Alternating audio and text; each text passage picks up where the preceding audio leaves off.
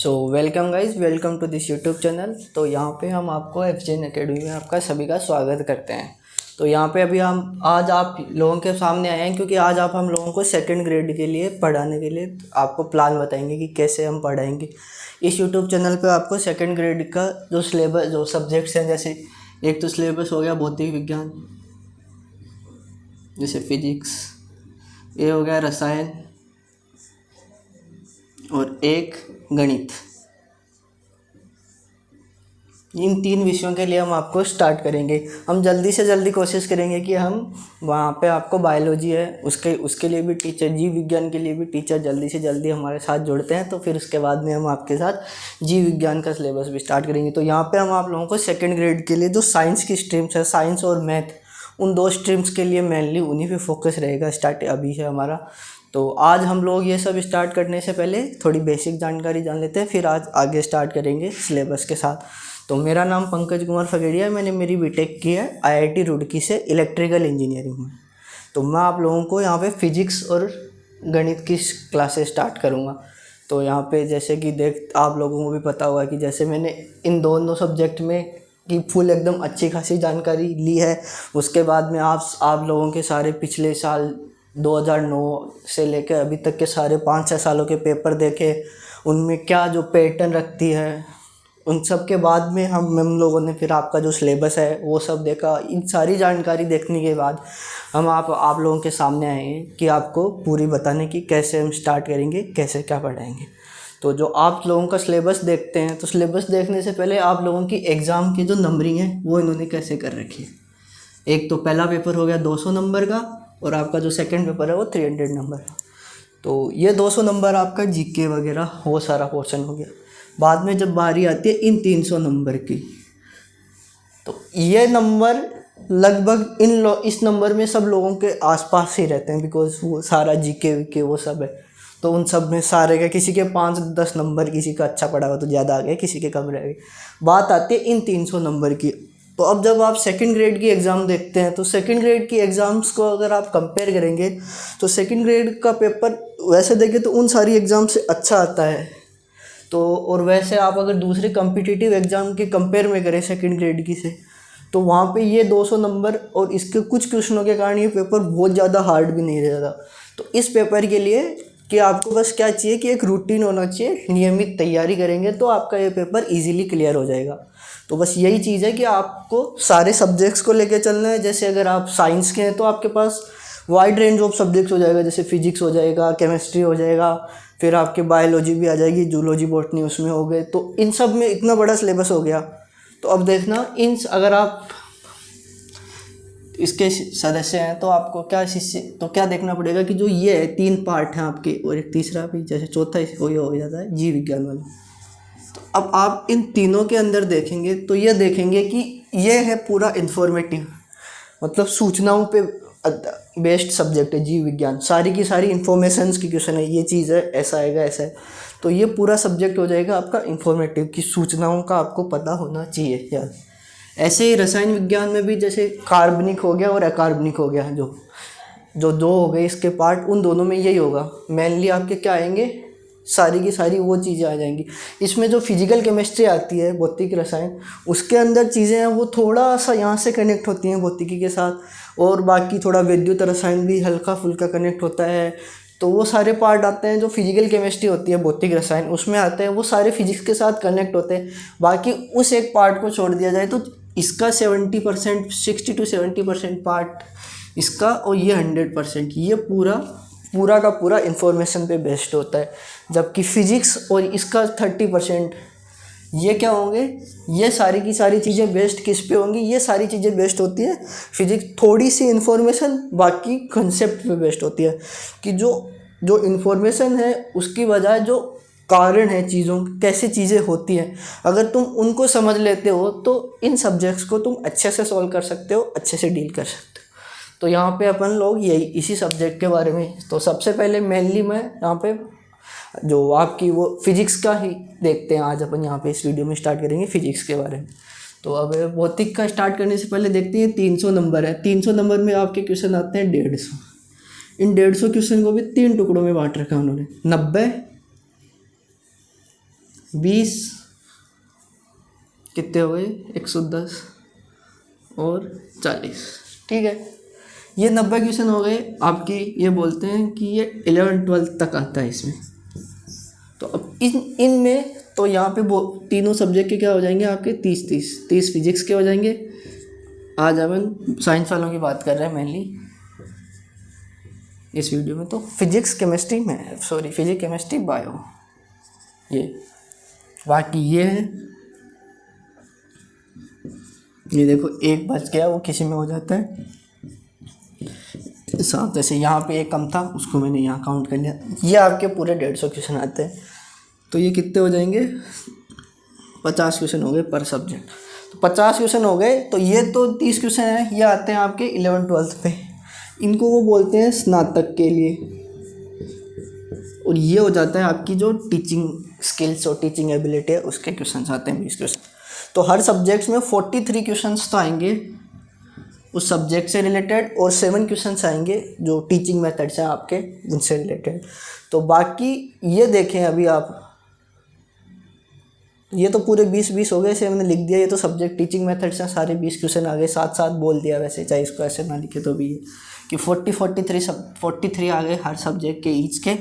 बाकी ये रह जाते हैं क्वेश्चन। तो अब इनमें इन 43 क्वेश्चन में क्या होता है कि जो ये स्नातक वाले हैं, इसमें इन्होंने क्या है 2-2 3-3 टॉपिक एक्स्ट्रा दे रखे हैं। जैसे अगर आप लोग अगर भौतिक की बात करो तो भौतिक में हम देखेंगे कि 3 टॉपिक हैं इन्होंने जो अलग ले रखे हैं। वो 3 टॉपिक कौन कौन से हैं? एक तो वो टॉपिक है वेव से रिलेटेड था, एक तो जो कंजर्वेशन लॉ है, संरक्षण के नियम है, वो पार्ट है। एक आपके दे रखा है जो ऑसिलेटरी मोशन है, एक KTG kinetic theory of cases के बारे में दे रखा है, और एक electrical and thermal property of solids and interference of light. तो ये दो व्यक्तिकरण प्रकाश का होता है। ये 4 टॉपिक हैं, ये इन्होंने स्नातक स्तर पे दे रखे हैं। बाकी जो आपका 12वीं तक का कोर्स है वो दे रखा है।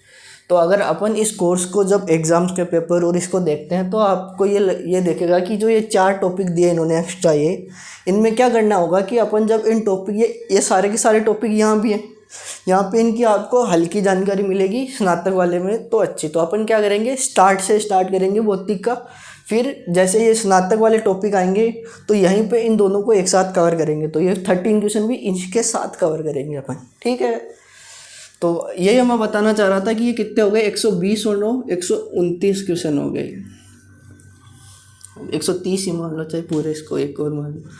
तो ये 260 नंबर। अब आप लोगों की टोटल कट ऑफ भी इतनी जाती है। इन 260 में आप कैसा करते हो, ये पूरे का पूरा ये 260 नंबर हो गया आपकी जो इस पढ़ाई से रिलेटेड है। बाकी आपके जैसे ये 20 हो गए, बाकी ये 240 नंबर हो गए, ये आपके GK या टीचिंग मेथड उनसे। ये आपका पूरा फिजिक्स केमिस्ट्री और बायोलॉजी पे डिपेंडेंट है, ये 260 नंबर। ये बाकी आपके GK उन सब जनरल नॉलेज वो सब रीजनिंग वगैरह वो सब कैसे उस पर डिपेंड करें। तो इन 260 नंबर्स में से ये 43 क्वेश्चन हो गए। इसके तो पर सब्जेक्ट के नंबर होते हैं 86। इन्हीं 86 नंबर्स का अपन देखेंगे।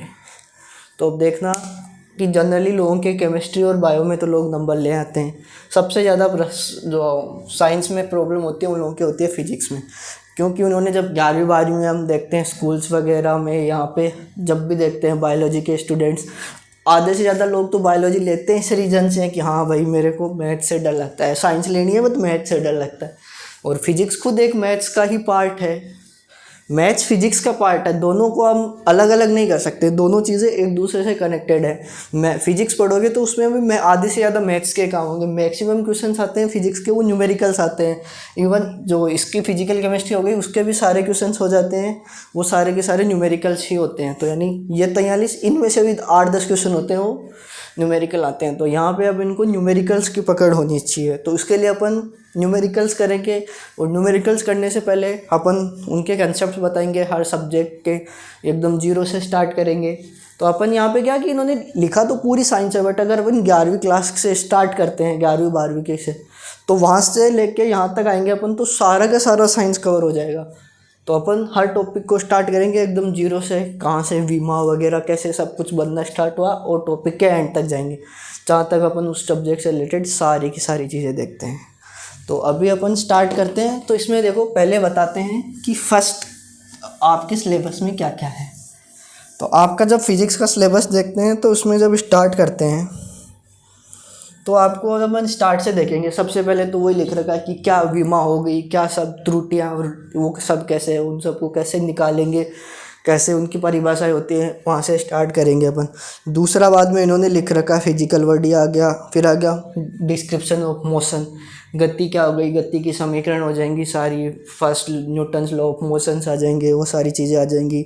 डिफरेंट मोशंस आ जाएंगी, सर्कुलर मोशंस आ जाएगी, एक्सेलेरेशन डी एक्सेलेरेशन, सारी चीज़ें वो देखेंगे कैसे कैसे चेंज हो रही है।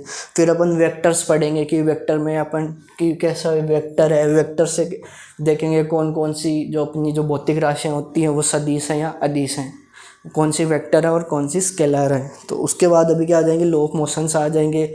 उसके बाद 2D प्रोजेक्टाइल मोशन, वो सारी आ जाएंगी। उसके बाद में अपना जैसे सर्कुलर ही हो गया तो उसके बाद में आ जाएगा अपना, तो उसी जैसे नाम देख लेते हैं, शॉर्ट में लिख लेते हैं। पहले अपनी आ जाएंगी यूनिट्स एंड डायमेंशन वाली, ये सारी चीज़ें आ जाएंगी। फिर अपनी आ जाएंगे एनएलएम या फिर एनएलएम आ जाएगी, यूनिटी लिख देते हैं। अभी मैं इंग्लिश में लिख रहा हूँ बट अपन जब पढ़ेंगे तो पूरा जैसे ही हो गया, यूनिट्स हो गई, एनएलएम्स न्यूटन की गति के नियम, शॉर्ट में एनएलएम लिख दिया यहाँ पे, पूरा नाम नहीं लिखने के लिए इनको शॉर्ट में लिख रहा हूँ। फिर अपने एनएलएम आ जाएगा, वेक्टर्स यहाँ इन्हीं के साथ यूनिट डायमेंशन भी आ जाएगा, वेक्टर आ जाएगा, एरर्स हो गई, जो जो बेसिक चीज़ें हैं। यहीं पे आपको इंटीग्रेशन डिफरेंशिएशन जो मैथमेटिकल टूल यूज़ करेंगे वो भी यहीं बता देंगे स्टार्टिंग में कि कैसे इंटीग्रेशन होता है, कैसे डिफरेंशिएशन होता है, लॉग क्या होता है, जो जो अपने मैथ्स की जो जो चीज़ें अपन को यहाँ पे ज़रूरत पड़ेगी, कैसे जो अपन ट्रिग्नोमेट्रिक चीज़ें जो बीजगणित वो जो हो गए, ट्रिग्नोमेट्रिक की चीज़ें हो गई, त्रिकोणमिति के कैसे फॉर्मूले यहाँ पे यूज़ करते हैं, कौन कौन से फॉर्मूले अपन को याद करने पड़ेंगे जो अपने फिजिक्स में भी यहाँ पे काम आएंगे, ट्रिग्नोमेट्रिक इक्वेशंस वगैरह। उन सब के बाद में जब आगे जाएंगे तो अपने पास क्या आ जाएगा, ये आ जाएगा द्विविमीय गति आ जाएगी, 2D मोशन बोलते हैं इसको। द्विविमीय गति के बाद में अपने पास क्या आ जाएगा, प्रोजेक्टाइल मोशन आ जाएगी, और द्विविमीय इसके बाद में प्रोजेक्टाइल मोशन आ गई। प्रोजेक्टाइल मोशन के बाद में अपन आगे क्या, जैसे आगे क्या क्या आ जाएगा अपने, फ्रिक्शन आ जाएगा, फिर फ्रिक्शन आ जाएगा, फिर फोर्स वगैरह, ये न्यूटन्स लॉ ऑफ मोशन। इसके बाद में मास, फोर्स, एक्सेलरेशन, कौन सी चीज़ किधर जा रही है, ये सारी चीज़ें आ जाएंगी। फिर work power, work energy theorem आ जाएगी, वर्क एनर्जी थ्योरम आ जाएगी। वर्क पावर एनर्जी को चीज़ देख ला जाए, वर्क एनर्जी एंड पावर तीनों में एक दूसरे में कैसे कन्वर्ट होते हैं, क्या पावर होती है, ये सारी चीज़ें देखेंगे। फिर अपनी रोटेशनल मोशन आ जाएगी, अगर हिंदी में लिखना चाहे तो घूर्णन गति। घूर्णन गति के बाद में अपन क्या देखेंगे, ये सारी चीज़ें आ गई। घूर्णन गति आ गई, उसमें कैसे कैसे होते हैं, क्या बल आघूर्ण होगा, क्या जड़त्व आघूर्ण होगा, वो सारी चीज़ें देखेंगे सारी की। इसके बाद में घूर्णन गति हो गई, ये हो गई। इसके बाद में अपने क्या स्टार्ट हो जाएगा, ये ख़त्म होने के बाद में एक अपनी कौन सी मोशन बच जाती है, ऑसिलेटरी मोशन भी तो बच गई ना। ऑसिलेटरी मोशन को क्या बोलेंगे अपन, हिंदी में बोलेंगे उसको दोलन गति। दोलन गति ये सारी हो गई। उसके बाद में गुरुत्वाकर्षण आ जाएगा अपना,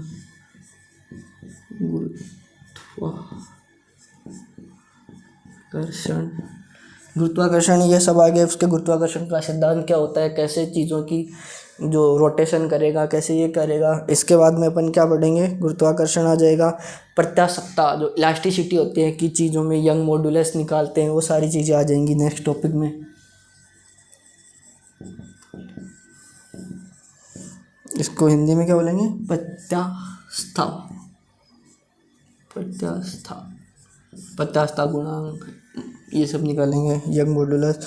इसके बाद में अपने पास क्या आ जाएगा, जो सरफेस टेंशन। यहाँ तक देखना अपना मैकेनिक्स का पार्ट हो गया, पूरा ग्रेविटेशनल हो गया। तो इसके बाद में क्या स्टार्ट हो जाएगा अपना जो लिक्विड है उनसे रिलेटेड पार्ट है। तो उसमें अपन क्या देखेंगे, लिक्विड में क्या देखेंगे, ये प्रत्यास्था एक आ जाएगी, सरफेस टेंशन आ जाएगी। यहाँ पे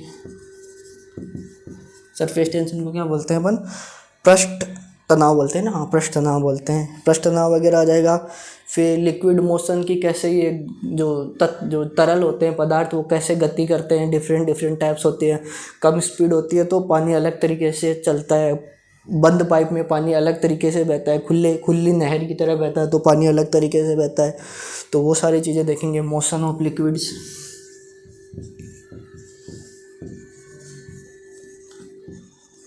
मोशन ऑफ लिक्विड्स देख लेंगे। मोशन ऑफ लिक्विड्स के बाद में अपने क्या आ जाएगी, यहाँ तक अपना क्या ख़त्म हो गया, ये मेन पार्ट था अपना जो मैकेनिक्स का, वो सारा ख़त्म हो गया।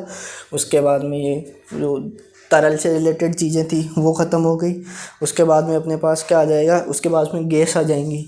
तो देखना गैस में क्या पढ़ेंगे अपन, KTG, kinetic theory of gases. अब जैसे ये केटीजी है अपने, ये यहाँ पे अपन को 11वीं के लेवल की भी दी गई है और स्नातक के भी। तो इसको अपन दोनों में देखेंगे कि 11वीं वाला और जो स्नातक में जो कुछ अन्य टॉपिक दिए गए हैं आगे स्नातक में सिलेबस में, उन टॉपिक को भी अपन यहाँ पे साथ में देख लेंगे। तो अपना दोनों पार्ट जो 180 नंबर का पहले 90 क्वेश्चन थे और नीचे जो क्वेश्चन और थे 30 क्वेश्चन 60 नंबर के, वो तो तीनों सब्जेक्ट के, तो वो टोटल 43 क्वेश्चन हो गए। वो 43 क्वेश्चन टोटल तैयार करते हुए चलेंगे। इन सब के बाद अपने पास जो नेक्स्ट टॉपिक है वो क्या आ जाएगा, हीट एंड थर्मो। यहाँ पे अपना हीट ट्रांसफ़र आ जाएगा, इसी में सब आ जाएगा, सब हीट ट्रांसफ़र आ जाएगा। लॉज ऑफ थर्मोडाइनमिक्स थे जो अलग अलग उसके जो सारे हैं, ऊष्मा और ताप के नियम सारे हैं वो आ जाएंगे। फिर बाद में जो हीट है कैसे कैसे ट्रांसफ़र होती हैं, जैसे ट्रांसफ़र के लिए अपन क्या क्या देखते हैं, रेडिएशन होता है, कन्वेक्शन होता है, कंडक्शन होता है, वो तीनों चीज़ें देख लेंगे। हीट ट्रांसफ़र में आ गई सारी चीज़ें। हीट ट्रांसफ़र होने के बाद में क्या आएगा अपने पास अब आएगा वेव्स। अब देखना वेव्स का भी दोनों में टॉपिक है, आगे भी दिया हुआ है और यहाँ पे, तो ये दोनों में देखना है। जैसे केटीजी और waves, kinetic theory of gas, गैसों में गति होती है वो, और एक ये वेव वाला, ये दोनों में देखना है। उसके बाद में क्या आ जाएगा, उसके बाद में इन्होंने और क्या दे रखा है, ऑप्टिक्स, जो प्रकाश से रिलेटेड सारी चीज़ें आ जाएंगी। रे ऑप्टिक्स, पूरी रे ऑप्टिक्स आ जाएगी, किरण प्रकाशिकी है पूरी की पूरी। एंड ऑप्टिकल इंस्ट्रूमेंट्स, और इसमें जो ऑप्टिकल इंस्ट्रूमेंट आ गए ना,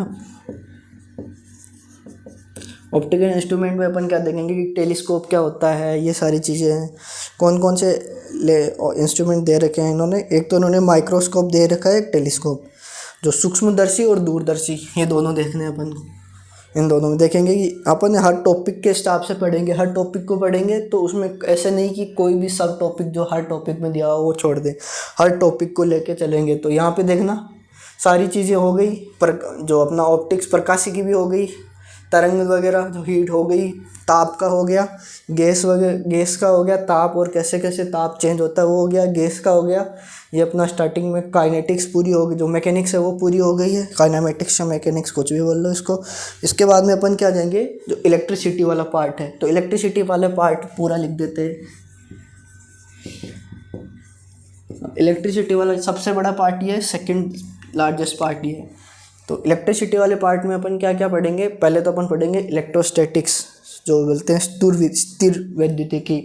उसके बाद में कैपेसिटेंस क्या होता है, रेजिस्टेंस क्या होता है, इलेक्ट्रिक करंट क्या होती है, एसी जो अल्टरनेटिव करंट होती है, प्रत्यावर्ती धारा वो क्या होती है, दिष्ट धारा क्या होती है, कैसे उनकी वैल्यू निकालते हैं, कौन कौन से फॉर्मूले अपन वहाँ पे यूज़ करेंगे, कैसे रेजिस्टेंस समांतर क्रम श्रेणी क्रम में होंगे, कैसे कैपेसिटर समांतर क्रम श्रेणी क्रम में होंगे, ये सारी चीज़ें देखेंगे। जो इंडक्टर होते हैं, इंडक्टर कॉइल्स, वो उनका श्रेणी क्रम समांतर क्रम वो सब देखेंगे। प्रतिरोध ये देख लें, प्रतिरोधकता क्या होती है, चालकता क्या होती है, चालकत्व क्या होता है, प्रतिरोधकता क्या होती है, और विशिष्ट प्रतिरोध क्या होता है, ये सारी चीज़ें देखेंगे जहाँ पे अपन। तो इलेक्ट्रिसिटी में क्या क्या आ जाएगा, इलेक्ट्रोस्टैटिक्स पहला, फिर धारा, एसी और डीसी दोनों। उसके बाद में रेजिस्टेंस या फिर प्रतिरोध, और कैपेसिटेंस को क्या बोलेंगे, धारिता। रेजिस्टेंस कैपेसिटेंस आ गया। फिर इसके बाद में यहाँ पे ये देखो इलेक्ट्रिसिटी और स्थिर विद्युतिकी, इनका पार्ट हो गया। तो उसके बाद में अपन देखेंगे जो इलेक्ट्रिसिटी है उसको मैग्नेटिक फील्ड उनके साथ कनेक्ट करके देखेंगे। तो पहले तो अपन मैग्नेटिज्म पढ़ेंगे, चुंबकत्व क्या होता है, और फिर इफेक्ट चुंबकत्व के क्या क्या प्रभाव होते हैं, इफेक्ट ऑफ मैग्नेटिज्म या फिर मैग्नेटिक इफेक्ट ऑफ करंट, कि जो ये करंट जा रहा है उस करंट के कारण कैसे मैग्नेटिक फील्ड बनता है, उसकी क्या उसकी कैरेक्टरिस्टिक्स होती है, वो कैसा होगा, चेंज होने वाला होगा या कांस्टेंट होगा, ये सारी चीज़ें देखेंगे। इन सब के बाद में अपन क्या देखेंगे, यहाँ पे क्या आ गया, magnetic effect and magnetism.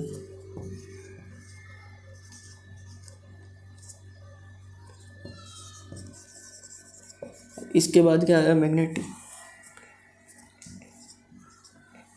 Effect and magnetism, ये दे रखा है। इसके बाद नेक्स्ट टॉपिक क्या दे रखा है, इलेक्ट्रोमैग्नेटिक इंडक्शन, कि इलेक्ट्रिक फील्ड और मैग्नेटिक फील्ड कैसे एक दूसरे के साथ इंटरेक्ट होते हैं, कैसे एक से दूसरे में चेंज होता है। ट्रांसफॉर्मर वगैरह देखेंगे, फेराडेज लॉ, लेंज लॉ, कैसे इलेक्ट्रिक फील्ड मैग्नेटिक फील्ड में इलेक्ट्रॉन जाएगा वो कैसे चेंज होगा, वो सारी चीज़ें देखेंगे।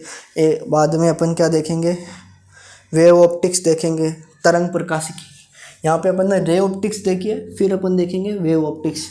तो वेव ऑप्टिक्स या तो अपन रे ऑप्टिक्स के बाद ही देख सकते हैं, इन दोनों में थोड़ा बहुत समानता है वो देख लेंगे, या फिर ये कर लेंगे कि पहले इस पार्ट को देख के सारे वेव और हीट बाद में देख लेंगे, क्योंकि इसमें इसका पार्ट भी आएगा और ये इसके साथ भी कंपेयर होगा। तो बस तो ये सारा का सारा अपन बिजली जो इलेक्ट्रिसिटी के बाद भी देख सकते हैं, बिकॉज जो वेव ऑप्टिक्स है उसको अपन रे ऑप्टिक्स से कनेक्ट करके देखेंगे कि कुछ चीज़ें सेम है, कुछ चीज़ें अलग है, क्या है।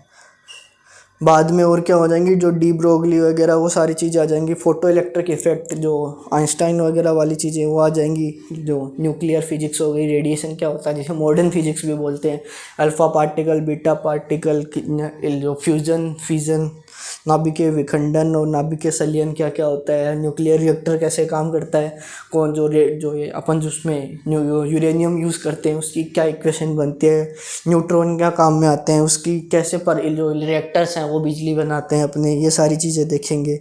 उसके बाद में यहाँ पे अपन क्या देखेंगे, ये हो गया। उसके बाद अपन देखेंगे न्यूक्लियर फिजिक्स, पूरी न्यूक्लियर फिजिक्स भी बोलते हैं उसको, सारी चीज़ को एक साथ लिख दिया है इन्होंने, जैसे टॉपिक बना के दे रखा ना, nuclear physics and radio activity, ये आ गया। इन सब के बाद जो भी मॉडर्न चीज़ें में क्या चल रहा है अपने, वो आ जाएगा लास्ट के, जो एक टॉपिक आ जाएगा, क्या आ जाएगा, सॉलिड एंड सेमीकंडक्टर्स कैसे काम कर रहे हैं, डायोड, ट्रायोड, ये सारी चीज़ें होती हैं। ये सारी चीज़ें भी, कि डायोड क्या होती है, कैसे उसका काम होता है, कई बार उस पर भी न्यूमेरिकल आ जाता है, क्योंकि डायोड में एक ही तरफ करंट जाता है, ये इसका तरीके से साइन होता है, कैसे ये काम करती है, कितना वोल्टेज ये खुद पे लगाता है, क्या कैसे काम करता है, क्या इसका यूज है, कैसे प्रत्यावर्ती धारा से दिष्ट धारा बना देता है, ये सारी चीज़ें देखेंगे। उसके बाद में इलेक्ट्रोमैग्नेटिक वेव्स एंड बाद में जो अपना कम्युनिकेशन है, ये सारी चीज़ें जो अपने पढ़ी है ना, फिर ये देखना यहाँ पे एक आएगी इलेक्ट्रोमैग्नेटिक वेव। तो इलेक्ट्रोमैग्नेटिक वेव में क्या होगा, EMT,